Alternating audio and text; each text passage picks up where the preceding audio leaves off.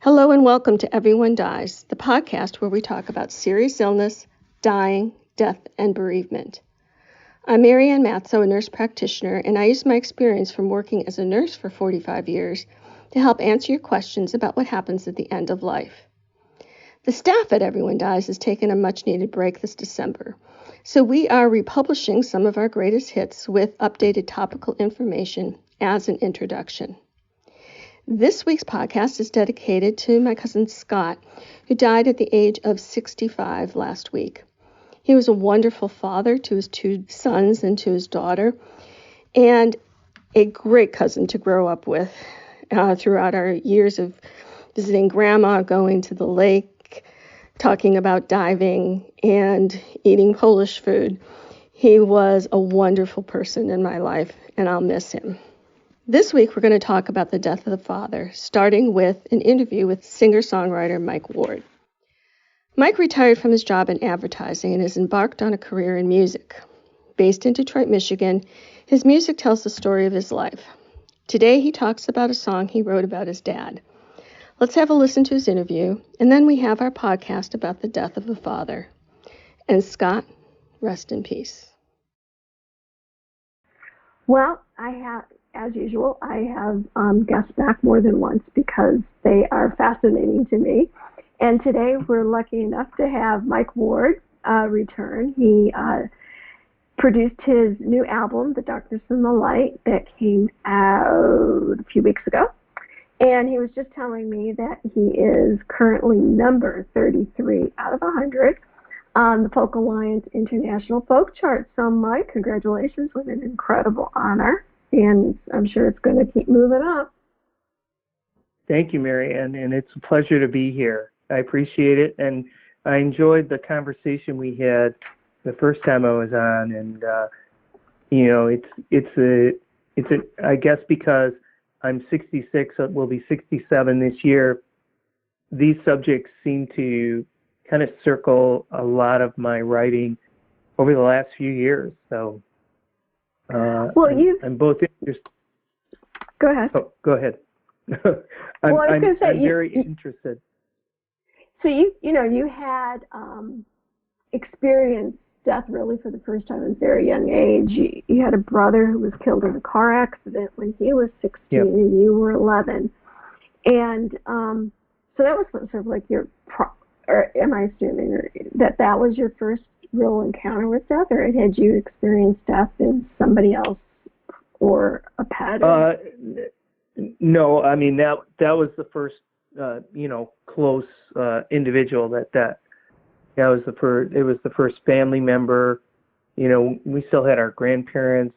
My mom's grandparents had died before I was even born, so this was really the first. A 16-year-old it's a pretty traumatic, major thing. I mean, not only in your own family, but his high school, the city, the hockey association he played in, all those things that when a young person is taken early like that, and suddenly it is with no preparation, it's traumatic.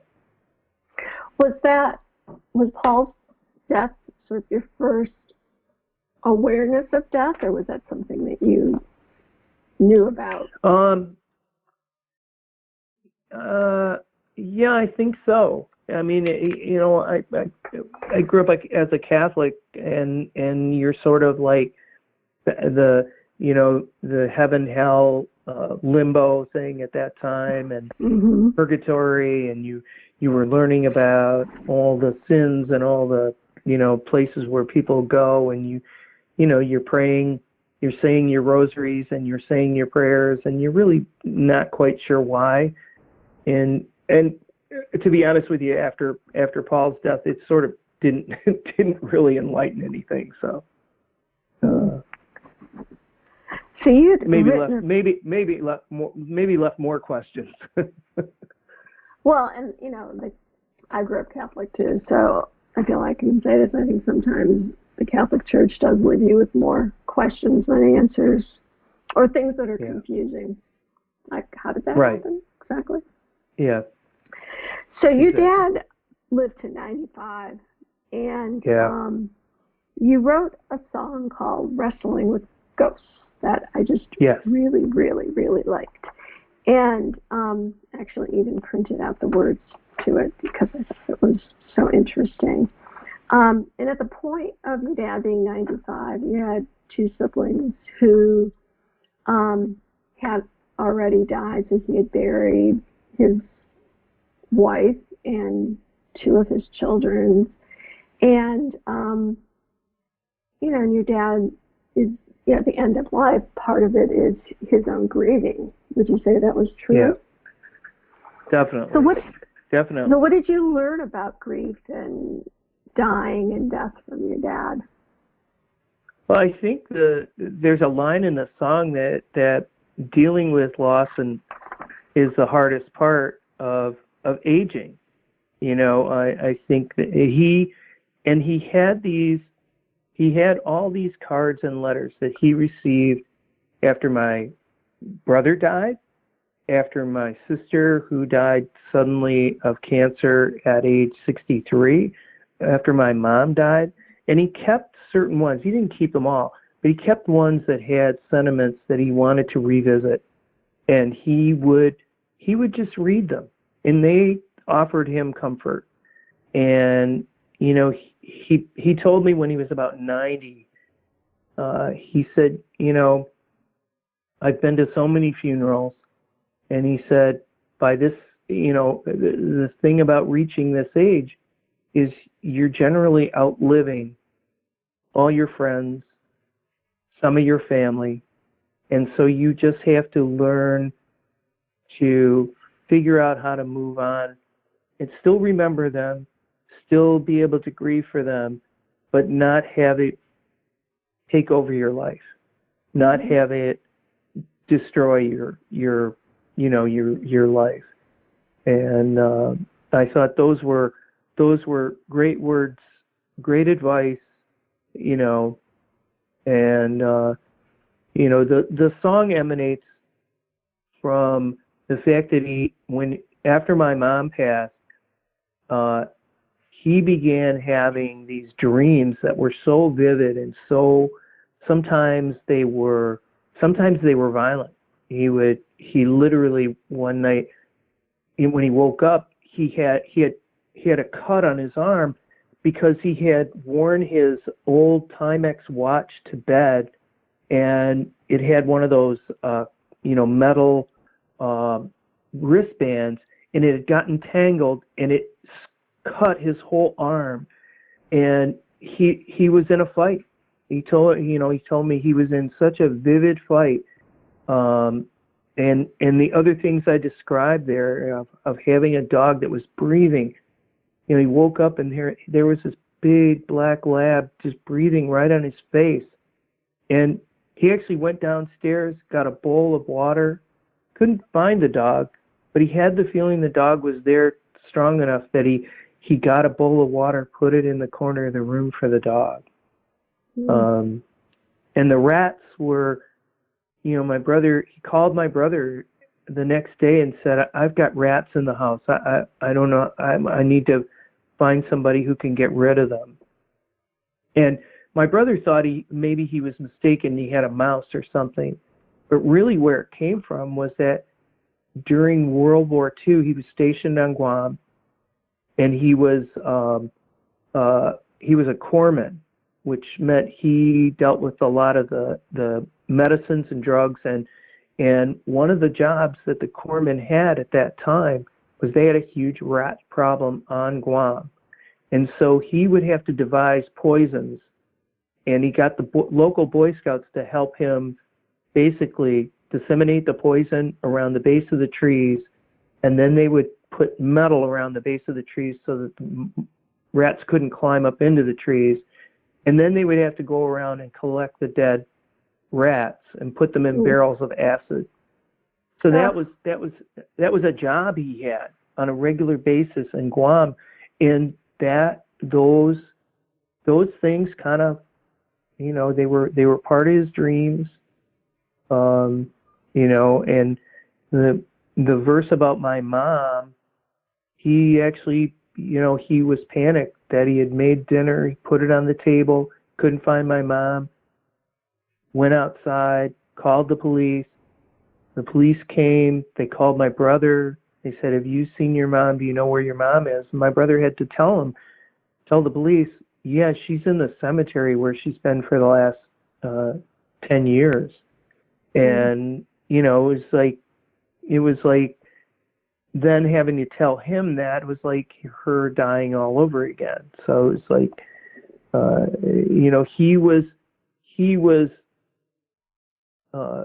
he only had moments like this. So I will say we were fortunate because he was lucid really right up till close to the end of his life.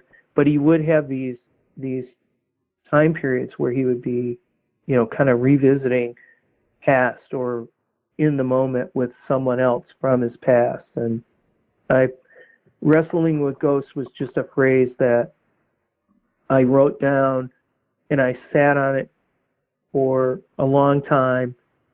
And then when I was doing the songwriting challenge last April, to write a song a day for 30 days, that was a phrase that I early on took out and said, I need to try and write this song.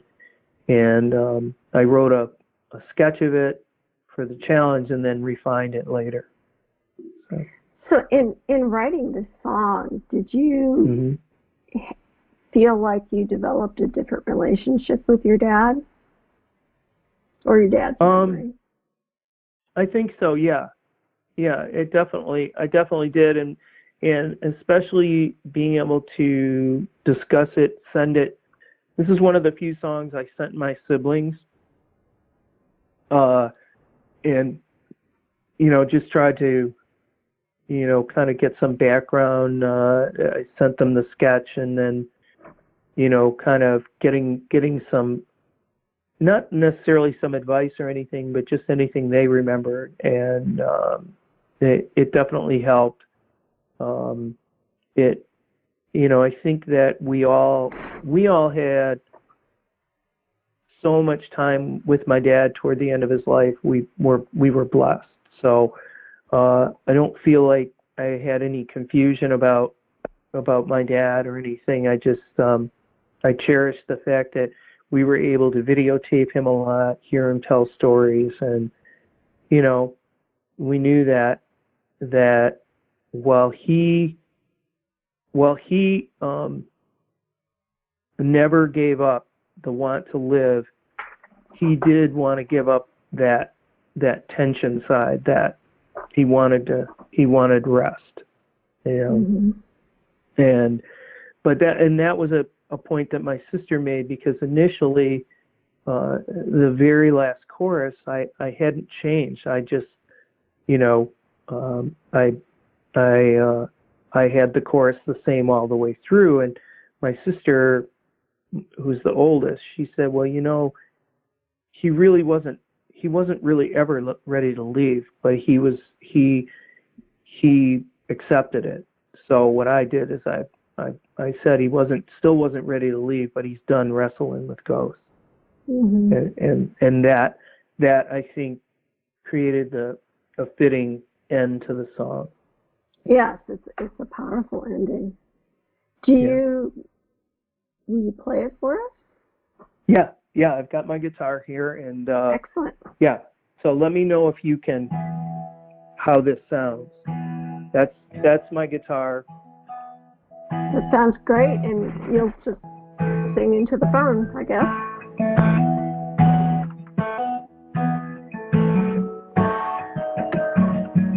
Well, he wakes up at night on the floor next to his bed with a cut on his arm and a lump on his head. Blanket is wrapped and tangled around his neck. You can hear him yelling, boy, I'll fight you instead. Then sometimes he swears a dog sits in his room, breathing right on his face in the light of the moon. Or he's battling rats from under his sheets, keeps him awake, fills his darkest dreams. He ain't ready to leave, he ain't ready to go. He's just wrestling, he's just wrestling with ghosts, wrestling with ghosts.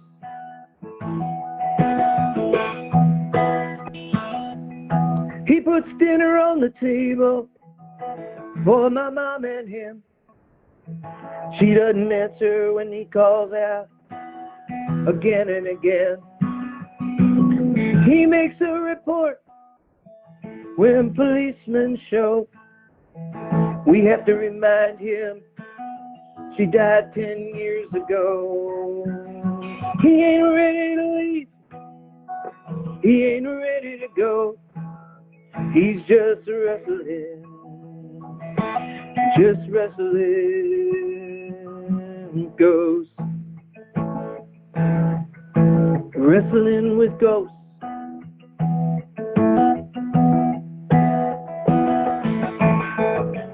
Nightmares so real, they tore at his pounding heart. He told me dealing with loss, that's the hardest part. Haunted by death of 2 kids and a wife, he found comfort in letters and cards later in his life.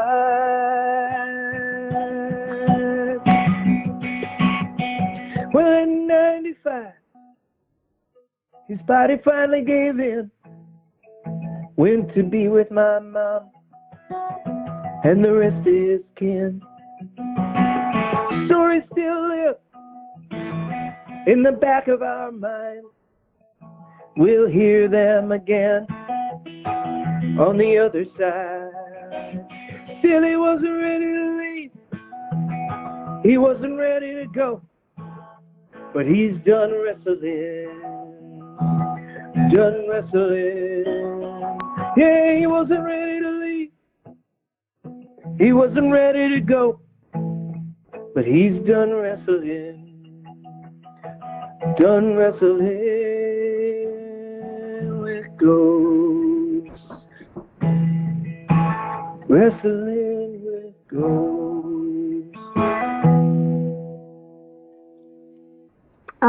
Mike, I just love that song. I'm glad you do. I do too. I do Do too.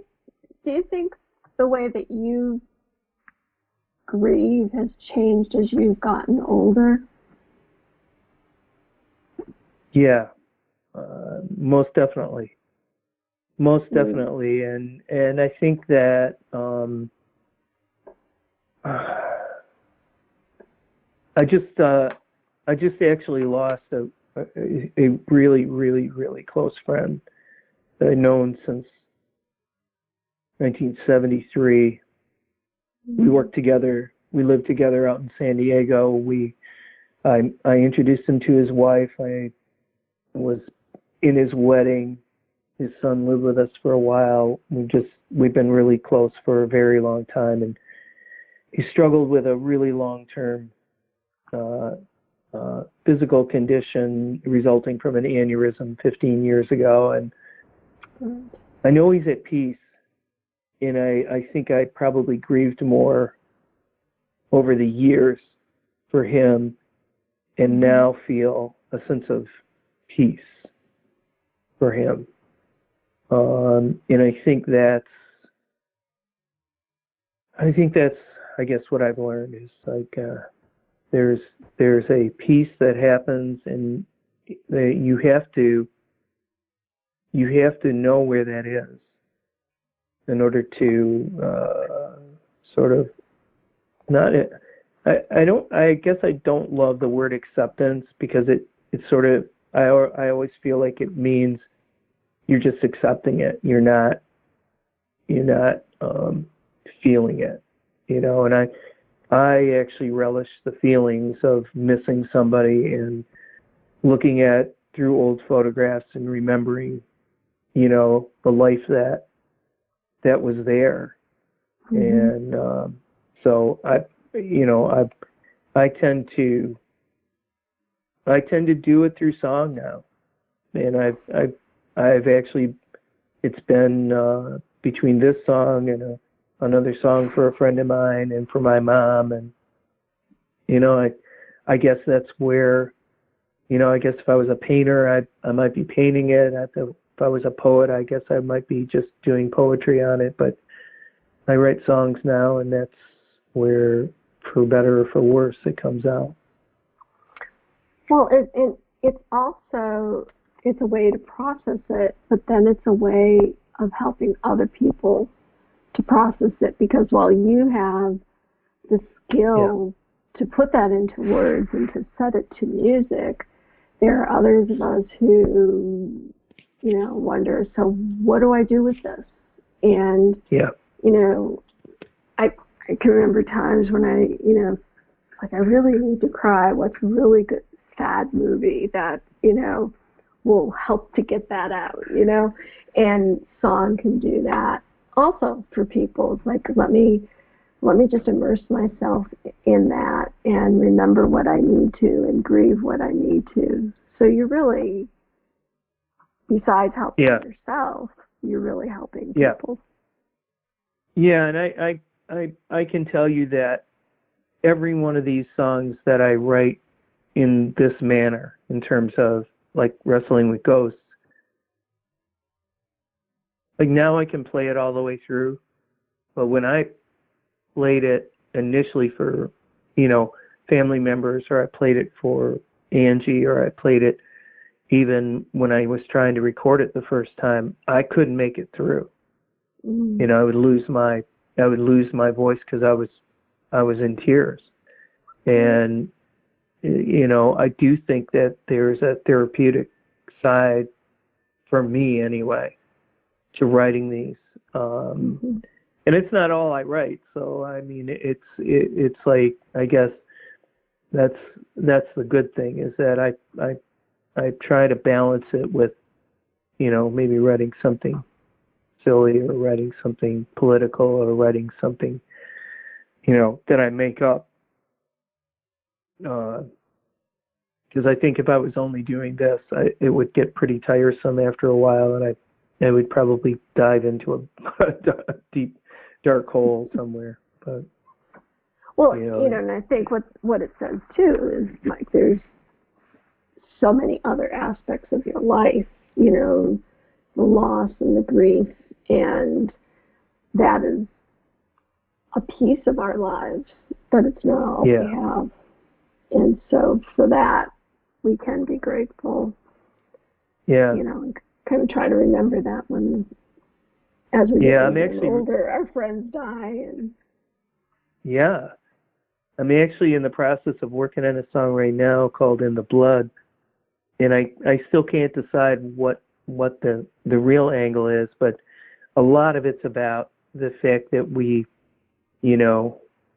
have these gene pools that we're part of that are sort of like given to us. We don't control them, and that it's in our blood, and it just happens that we've had a lot of experience in the last 10 years with cancer in the blood among friends and family, and so that's kind of where it comes from.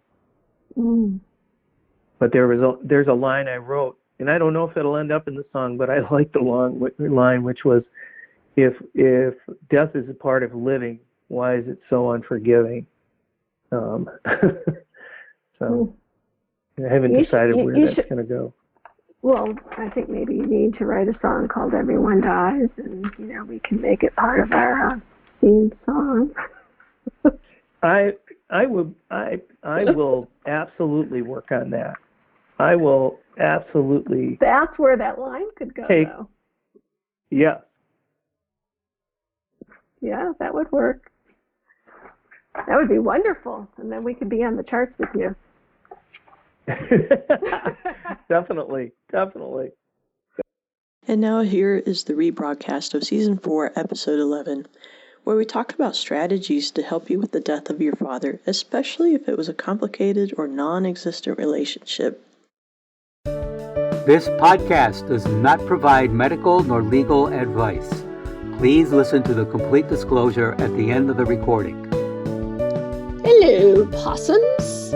Welcome to Everyone Dies, the podcast where we talk about serious illness, dying, death, and bereavement. I'm Marianne Matzo, a nurse practitioner, and I use my experience from working as a nurse for 45 years to help answer your questions about what happens at the end of life.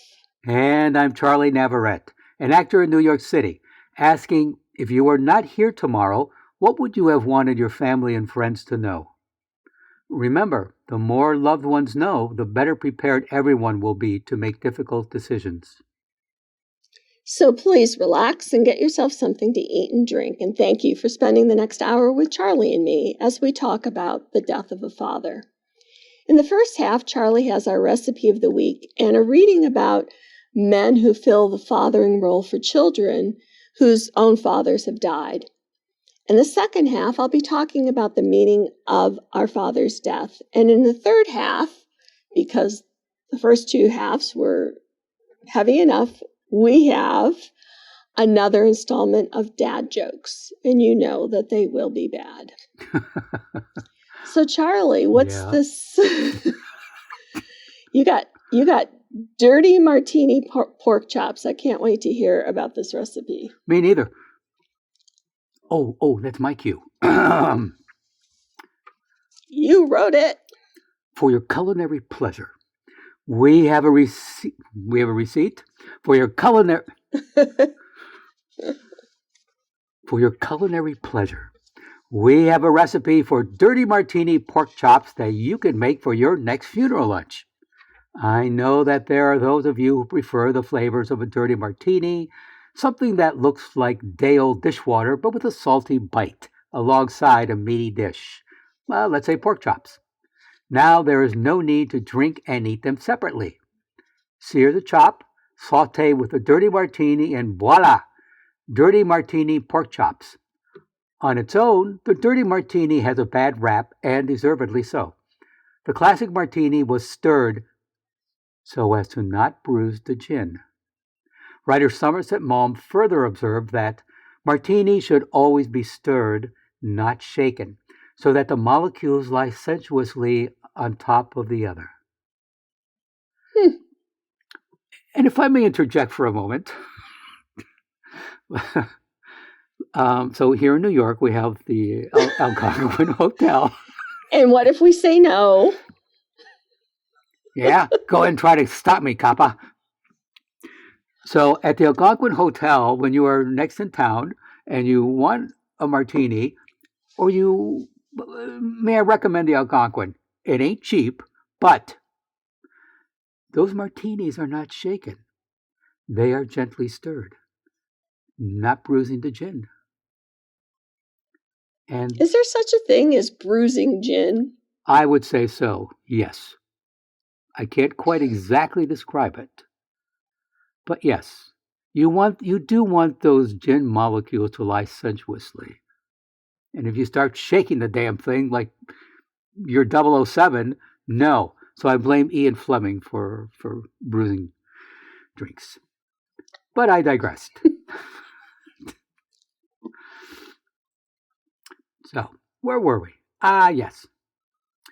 Now, to be fair, when the gin and dry vermouth simmer in a skillet of pork fat, the booze dissipates and the basic essences take charge. No stock or water. The salt and acid of Mr. Dirty that drinkers love infuses the meat to its specific flavors. Once the meat has been seared and you've tossed in some garlic and shallots or whatever flavorings you prefer, those great bits and juices make the pan sauce even more flavorful. Or as stated in the Washington Post, dirty martinis are in order when you're looking for something savory, briny, and assertive. Instead of deglazing with wine to build a pan sauce, why not use gin and dry vermouth? Oh, that's why. Add green olives and their brine for requisite salinity, a twist of lemon peel, and juice for the floral qualities of the gin, and a final finish of butter for glossy softness. Remember, you want that glossy softness. I don't know what that means, Yes, but I've been looking for that my whole life. I hope you find it. Moving on. So, that for a segue. Now, this is from an anonymous Facebook post. I don't know any more about this than that. So here we go. The telephone rang. It was a call from his mother. He answered it, and his mother told him, "Mr. Belser died last night. The funeral is Wednesday." Memories flashed through his mind like an old newsreel, and he sat quietly remembering his childhood days. "Jack, did you hear me?" "Oh, sorry, Mom. Yes, I heard you. It's been so long since I thought of him." "I'm sorry, but I honestly thought he died years ago," Jack said. "Well, he didn't forget you. Every time I saw him, he'd ask how you were doing. He'd reminisce about the many days you spent over his side of the fence, as he put it." "I love that old house he lived in," Jack said. "You know, Jack, after your father died, Mr. Belser stepped in to make sure you had a man's influence in your life," she said. "He's the one who taught me carpentry," he said. "I wouldn't be in this business if it weren't for him. He spent a lot of time teaching me things he thought were important, Mom. Yeah, I'll be there for the funeral." As busy as he was, he kept his word. Jack caught the next flight to his hometown. Mr. Belser's funeral was small and uneventful. He had no children of his own, and most of his relatives had passed away. The night before he had to return home, Jack and his mom stopped by to see the old house next door one more time. Standing in the doorway, Jack paused for a moment. It was like crossing into another dimension, a leap through time and space. The house was exactly as he remembered. Every step held memories, every picture, every piece of furniture. Jack stopped suddenly. "What's wrong, Jack?" his mom asked. "The box is gone." "What box?" Mom asked. "There was a small gold box that he kept locked on the top of his desk. I must have asked him 1,000 times what was inside. All he'd ever tell me was, 'the thing I value most,'" Jack said. Well, it was gone. Everything about the house was exactly how Jack remembered it, except for the box. He figured someone from the Belser family had taken it. "Now I'll never know what was so valuable to him," Jack said. "I'd better get some sleep. I have an early flight home, Mom." It had been about 2 weeks since Mr. Belser died. Returning home from work one day, Jack discovered a note in his mailbox. "Signature required on a package. No one at home. Please stop by the main post office within the next 3 days," the note read. Early the next day, Jack went to the post office and retrieved the package. The small box was old and looked like it had been mailed 100 years ago. The handwriting was difficult to read, but the return address caught his attention. "Mr. Harold Belser," it read. Jack took the box out to his car and ripped open the package. There inside was the gold box and an envelope. Jack's hands shook as he read the note inside. "Upon my death, please forward this box and its contents to Jack Bennett. It's the thing I valued most in my life." A small key was taped to the letter. His heart racing and tears filled his eyes, Jack carefully unlocked the box. There inside, he found a beautiful gold pocket watch. Running his fingers slowly over the finely etched casing, he unlatched the cover. Inside, he found these words engraved: "Jack, thanks for your time. Harold Belser." The thing he valued most was my time. Jack held the watch for a few minutes and called his office and cleared his appointment for the next 2 days. "Why?" Janet, his assistant, asked. "I need some time to spend with the people I love and say I care for," he said. "Oh, by the way, Janet, thanks for your time." Life is not measured by the number of breaths we take, but by the moments that take our breath away. Think about this. You may not realize it, but it's 100% true. Number 1. At least 15 people in this world love you in some way. 2. A smile from you can bring happiness to anyone, even if they don't like you. 3. Every night, someone thinks about you before they go to sleep. 4. You mean the world to someone. 5. If not for you, someone may not be living. 6. You are special and unique. 7. Have trust. Sooner or later you will get what you wish for or something better. 8. When you make the biggest mistake ever, something good can still come from it. 9. When you think the world has turned its back on you, take a hard look. You most likely turn your back on the world and the people who love and care for you. 10. Someone that you don't even know exists loves you. 11. Always remember the compliments you received. Forget about the rude remarks. 12. Always tell someone how you feel about them. You will feel much better when they know, and you'll both be happy. 13. If you have a great friend, take the time to let him know that they are great. That's a nice list, Marianne. I'm glad this man found that list. Yeah. Yeah. So, ladies and gentlemen, please go to our webpage for the recipe for dirty martini pork chops and additional resources for this program. Thank you for letting us know how Marianne's many years of experience have helped you and your families weather the storms. Your tax-deductible donations are always welcome so that we can continue to offer you quality programming. Thank you in advance for making your donation to www.everyonedies.org. That's every, the number one, dies.org. Marianne? Thank you, Charlie. I don't know, it was a few months ago, I think, that we talked about the death of a mother. And I thought that it was time that we talked about the death of a father. The death of our parents can really occur for us at any age. Statistically, men die younger than women, so the death of a father is often the first parental death that we experience. For me, my dad died when I was 15, and I'm the youngest of our family, so I had him in my life for a much shorter period than my siblings did. I was 15 years younger than my sisters and 7 years younger than my brother, so the man who was my father was different than the father my siblings had. Mine was older, in poorer health, and by then, running his own business, which, among other things, kept him away from home a lot. I felt his death strongly, not in small part to the fact that, as a freshman in high school, I was the only child left in the house with my mother. One thing that his death taught me was that life could be very short. He would talk to my mom about the things that they would do after I graduated from high school. Those things never happened. And my takeaway message was that if there was something you really wanted to do, you should do it because there was no guarantee about tomorrow. Rightly or not, my other lesson was that children can interfere with doing the things that you want to do. I didn't have my first child until I was 39, after I had all the schooling I wanted, traveled, and felt that I was really ready to devote myself to being a mother.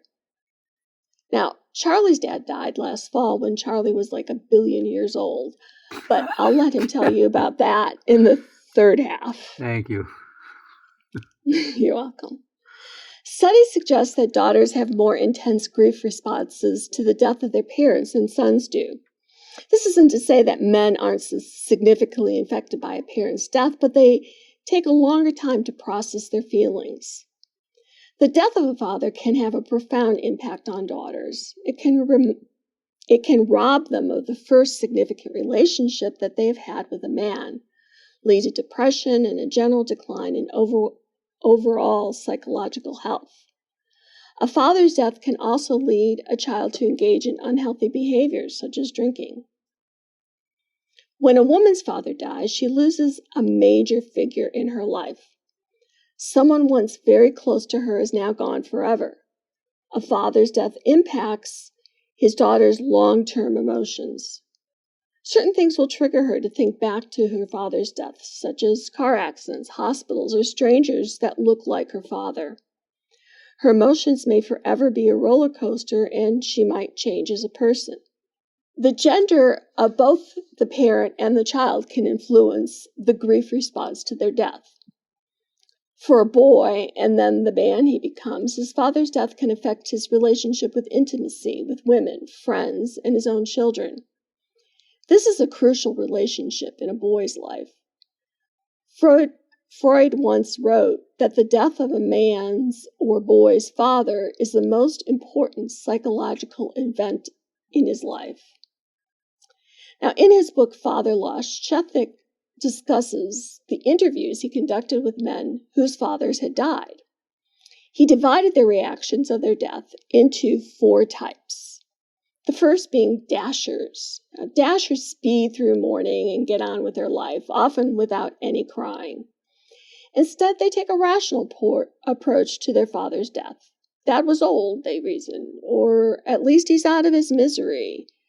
Dashers think and rationalize their way through their grief.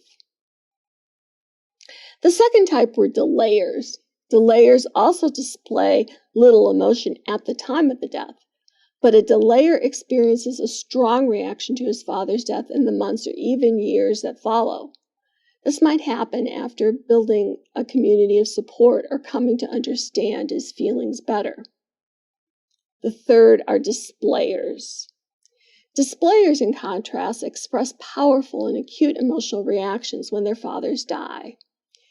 They tended to experience their grief as happening to them, and they were not in control of it. The fourth type were doers, about 40% of the total. The doers were deeply moved when their fathers died, but a doer deals with it through action. For example, one man Chetnik interviewed used his father's tool to build a container for his ashes. What set doers apart was their focus on action. Most often, the actions were things that consciously connected a son with the memory of his father. His research describes the reactions, and he recognizes that the death of one's father has a monumental impact on most men, especially when the son doesn't have a close relationship with him. Having an attentive father as a healthy role model can help a son accept his own masculinity and grow into an honest, authentic, and integrated man. The death of the father could leave a child with overwhelming grief if they never forged a bond with their father, even if their father was difficult, disagreeable, or downright abusive. Once dad is dead, it's harder to deal with the ghosts than with real people. Nobody's dad was either that great or that bad. He was just a wounded human being, and kids who have a chance to work that out before dad dies can draw comfort from that. So here's some strategies that could help you deal with the death of your father. First is to share your grief. Talk to friends, colleagues, and family members about what you're feeling. They may not bring up your father's death, but they will listen when you do. It's good to share your feelings with your siblings. Just be aware that their relationships with your father could be different from your own. Second, forgive yourself. No one has a perfect relationship with their parents. You and your father may have exchanged harsh words. You may have passed up opportunities to be with him. Forgive yourself and realize that your father was not perfect either. Third, grow through loss. Take lessons from your relationships with your father. Use them to make your life better. These could be positive, like my father could find humor in anything. They can also be negative, like dad hated to apologize even when he knew he was wrong. Both types of lessons can be valuable. And lastly, find ways to remember your father. Some people find solace through visiting grave sites. You may prefer to write down your memories or work with your dad's favorite charity. Everyone's timetable for grief is different. You may still be sad about your father's death after others have returned to their normal lives. That's okay.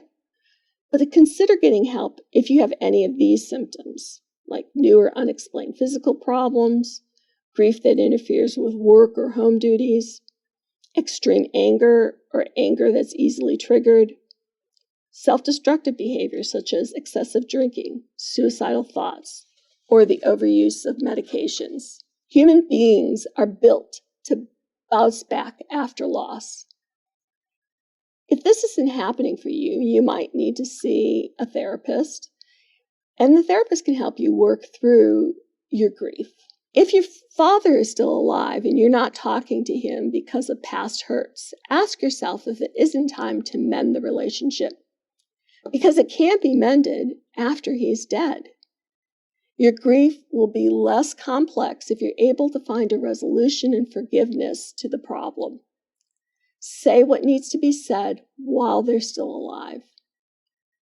Even though I was only 15 when my dad died, I knew he knew that I loved him. One evening, he drove me to the wake of a girlfriend's whose father had died, and I told him that night that I loved him and wished he would take better care of his health, so that he didn't die early like my friend's dad. He told me God takes us when he wants, no matter what we do. I told him I would miss him if he died. It was a nice moment. He died suddenly, a month later, of a heart attack. Don't let opportunities to connect with your dad go by. Any thoughts about that, Charles? Yeah. The what I kept thinking when you were speaking is with both my mother and father, we finally had good relationship. It was more difficult with my mother. Because, what's a nice way to put it? Oh, yeah, she was a pain in the ass. But it took me years to, and, with the help of a wonderful therapist, to not look at, as I grew older, to not look at her as my mother, but as a human being. And once I was able to do that and start to tell her, when you say such and such to me, or when I hear you say such and such to my sister or one of my brothers or to Dad, and I would just, gently tell her how I feel. Yeah, she flipped out. Just, but I kept at it. And again, never in anger, but I just simply telling her, this is how it makes me feel, da-da-da-da-da. I don't think you want to hurt anybody, but when you do this and do that, it's very hurtful. And Marianne, in time, it became less so, and we just developed a wonderful relationship. And I could accept her as the flawed human being she was, and she eventually opened up very slowly to the horrible life none of us knew she had growing up. She had kept all of that inside. It was easier with my dad, but he was not a touchy-feely, I hate using that phrase.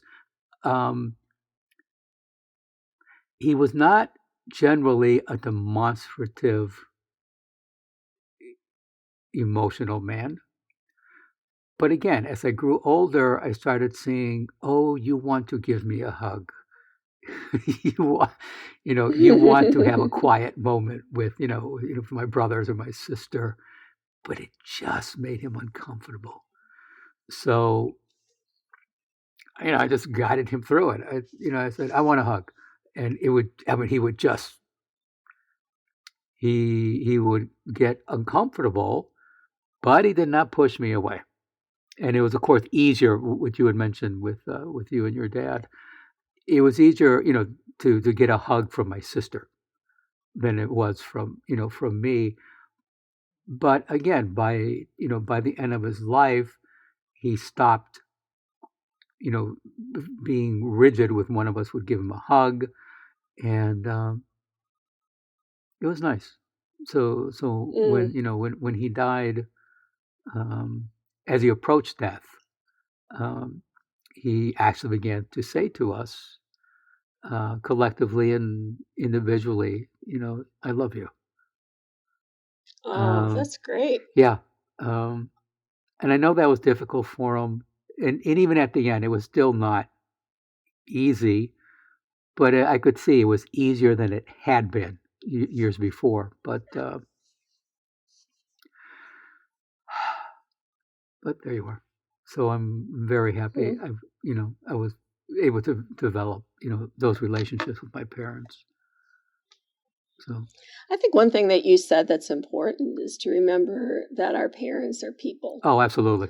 And that sometimes, that mom or dad is a pain in the ass. I don't even. Well, seen as inconvenient, pain, whatever. Yeah. And our kids often don't really see us as people, Yep. No, I agree. And I think that when they, at a certain point, that maybe part of our parenting is to remind them that we're people. Yeah. And that their words do matter and how they approach us do matter. Yeah. Yep. Well, I had said that it was going to be a heavy first and second half. Mm-hmm. So how about some horrible dad jokes? Why not? Oops. Why not? Let's go for it. A Yorkshire man is lying on his deathbed. He had been unwell for a while, and the time was drawing near. The man had asked for his family to be gathered in the bedroom to say their goodbyes. Is my darling wife here with me? Yes, love. And is my son here in the bedroom with me? Yes, Father, I'm here. And my daughter, is she here in the bedroom with me? Yes, Daddy. Oh, please don't leave us. And are my grandchildren in here with me? Yes, Granddad. And why is the frickin' light still on in the front room?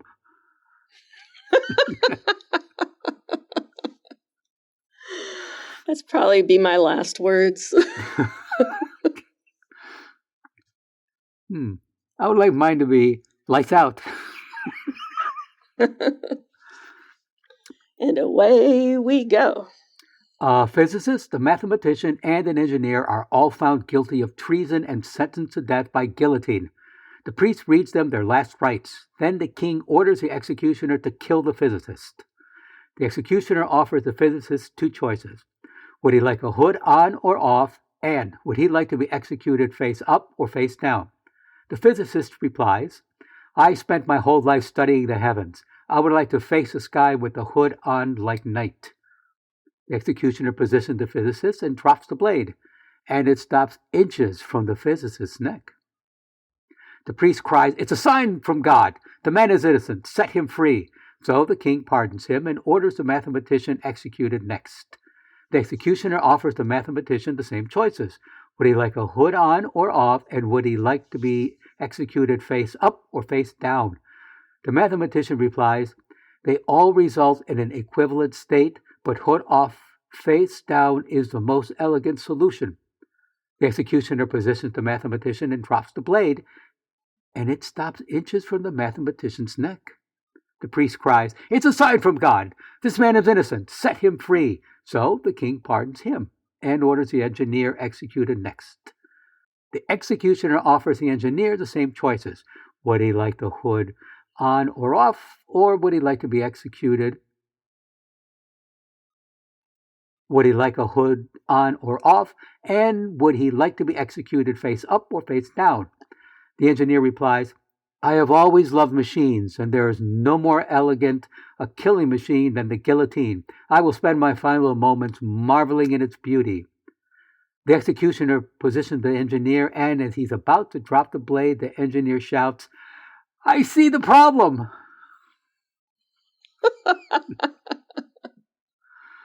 I... A lawyer was interviewing a doctor about the death of a patient. "When you examined the patient, did you check his pulse?" asked the lawyer. "I didn't," said the doctor. "And did you listen for a heartbeat?" said the lawyer. "No, I did not," the doctor said. "So in other words," the lawyer said, "when you signed the death certificate, you had not taken adequate steps to confirm he was dead." "Well, let me put it this way," said the doctor. "At that point, the man's brain was in a jar on my desk. But for all I know, I guess he could have been out practicing law."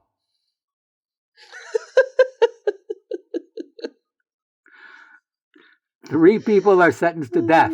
The warden lets them choose the method. The first person says, "A firing squad would be painless. I choose that." In comes a firing squad and bang, they kill him. The second says, "Yes, that does seem to be quick. I also choose a firing squad." Bang! He too is killed. The warden says to the third person, "And how do you want to die?" And he responds, "Old."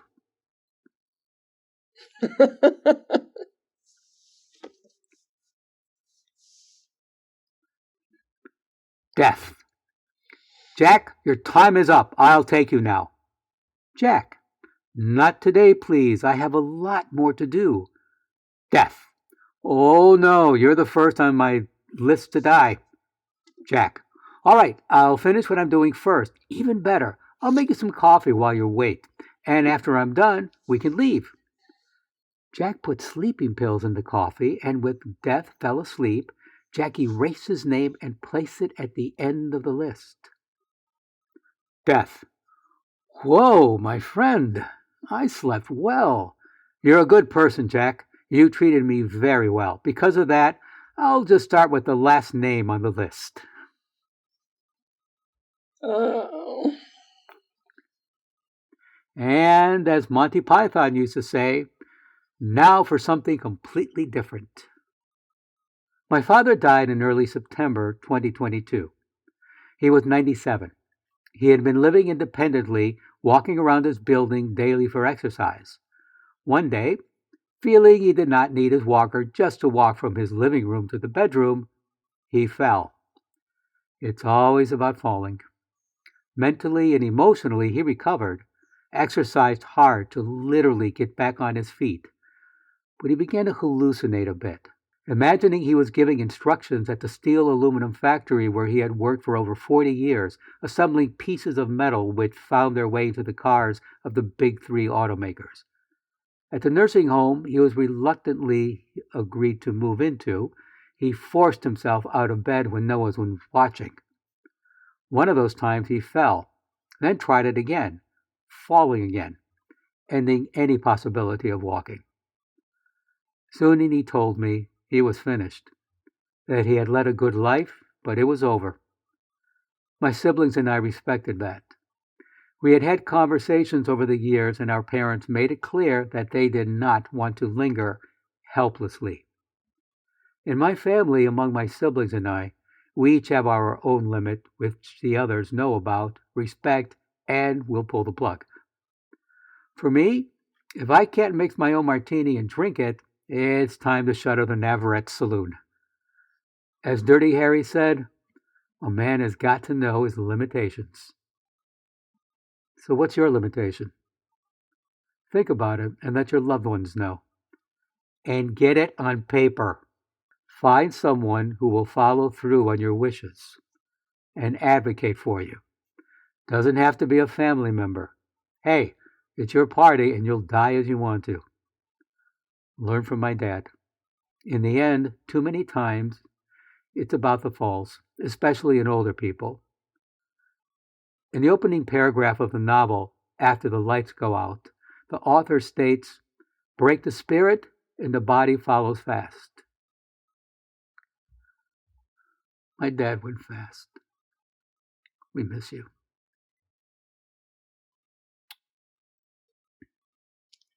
Thank you for sharing that with us, Charlie.